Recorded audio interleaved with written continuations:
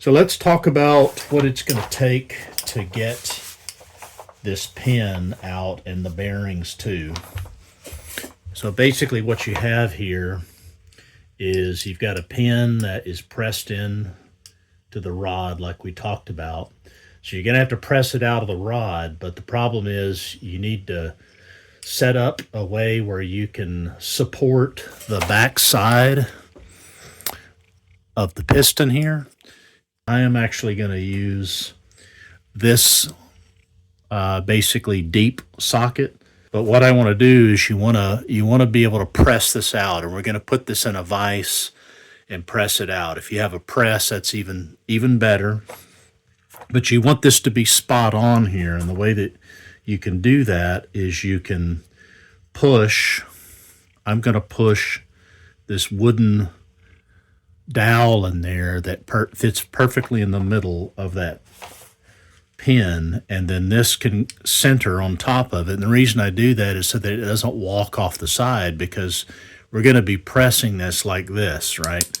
That way it's pressing on the perfectly on the edge of that pin and not the bearing and not anything on the piston. But on the other side, because when I do that, it's going to want to push the piston rod this way. So I have to have something to support this side. And the way we're going to do that is like this. So that way the whole thing is going to look just like that. Okay, so what I'm doing here is I've got the support on the one side of the piston. I've got my dowel sticking out a little bit to center my long, deep socket. And I'm going to position it very carefully in my vise. And I want to make sure I get everything good and square so that nothing's at an angle or a bind. Is we're going to take a little bit of heat.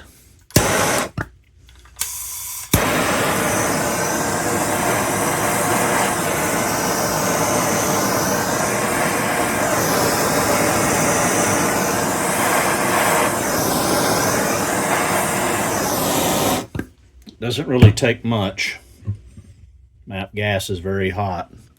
And then we're just going to gently squeeze the pin, and it should snap through. And you just heard it before I could even get it out of my mouth. There it is again.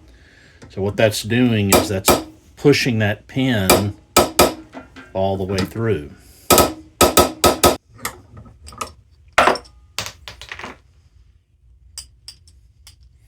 Almost through. So you can kind of see what's happening here. It's pushing it down, and it's almost through, and it's coming out the other side. So we just need to push it a little bit further.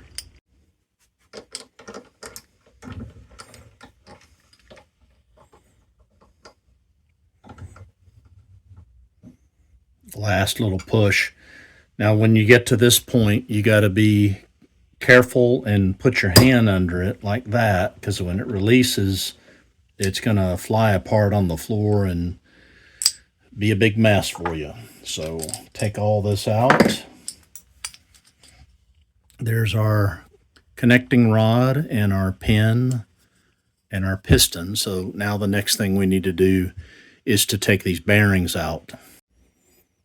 So to take these bearings out here, this is going to be a little trickier, because I've got this opening in here, so just putting something on the other side of the piston isn't going to be enough. So there's a couple of different ways to do this, but what I've done is I've made, out of a little copper cap here, I've made something grinding it down where it just fits.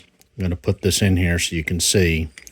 It just fits in between those two ears sticking out there, because I don't want those to move. The rest of it is, it's formed with the piston, so it's not going to move, but you don't want that flexing at all. And then we're going to use the same socket that we did before on this side, and then this socket is just a touch smaller than that bearing race, like that. I'm going to tilt it. And then what we're going to do here is, and we are pushing this bearing out. Instead of using a torch, we're going to use a heat gun.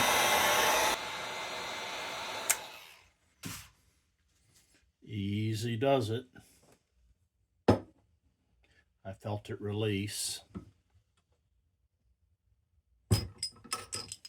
Woo, that's hot.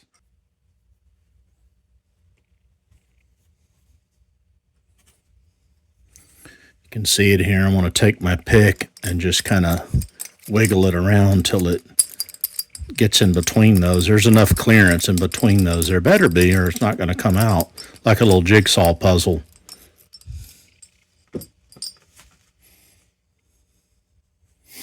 And there they are.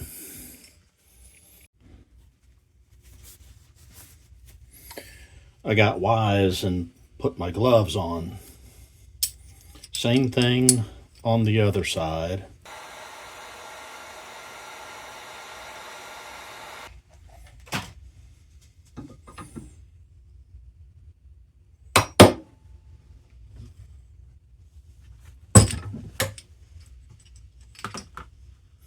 Much easier with the gloves.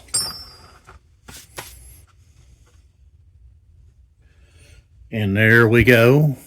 2 bearings and an empty piston. So I actually ordered new bearings for this anyway, but if we wanted to reuse these bearings, they're perfectly good, and we can. One of the things I'll note between these two is the original one is thinner than the replacement, which is good. So now what we're going to have to do is we're going to have to press these back in. And the way we're going to do that is going to be a little different than how we took them out. So you got to kind of be creative how you're thinking about this, but it's the same process. You don't want the ears here to be stressed in any way or you'll crack them. So what we're going to do for this, I'm going to take this little piece of aluminum here. I'm going to slide this in here like that. And then this socket goes right in between there and gives that a good solid base. So if you can tell what I'm talking about here, I'm just going to be able to press here and press here in my vise, and there will be no stress on the piston. And when we do that, though, we can't do that on the other side because we'll have a bearing in here. So I think what I'm going to do is I'm going to use the old, if I have it here somewhere, I do. We're going to use the old wrist pin that goes through there, and we're going to use that as a way to press the second one in. So let me show you what I mean. Okay, so I put a little smidge of grease in there. Some of you may disagree with that. Leave me some comments. If you do disagree with that, I'd like to hear from you on that. I like to do it because I don't like how these things pop when they go in dry like that. And I don't think grease is not going to hurt these because this is just a pivot thing on rollers. So there's no chance of that thing moving. You do want to kind of get it in there started square like that. And then we are going to take this end, press it up against like that. That's going to give us a good solid base from here all the way to here, so there's not going to be any strain on the piston. And then we are going to push this in backwards here, like this, and see if we can zoom in so you can see what's happening. That is the actual bearing right there.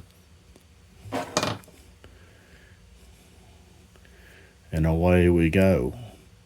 Easy peasy. You don't want to go in too far, so that right there is good enough. Same thing on the other side with a little bit of a different twist. I'm going to kind of get this bearing started here and pushed in semi-straight like that. Now, because we've already got this bearing over here, we can't use the bigger socket to support it, so we're going to use a thinner socket on this side. And we're going to back it with our little piece of aluminum there like that, if you can see this. Kind of the same process.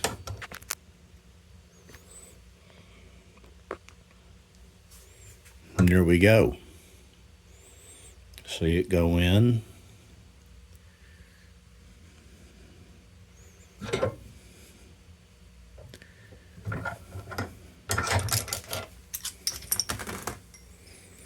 And there you have it. Two neatly pressed in brand new bearings on a brand new piston. Okay, now what we're going to do is we are going to take our new wrist pin here. This is again a press in pin, so we're going to slide it through the first bearing, get it kind of seated like that. And we're going to back this other side with this socket.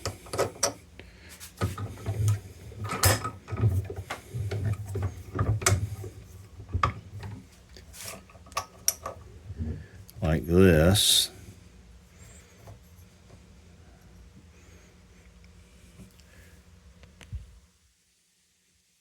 And here we go. Push that in, easy peasy, till it meets the piston. Like this. Push that all the way through, like that. And there you have it. Actually, this is not quite coming through all the way to this side, so I'm going to push that through a little bit more. But yeah, that's basically the gist of it right there. So new piston, new bearings, and new piston pin.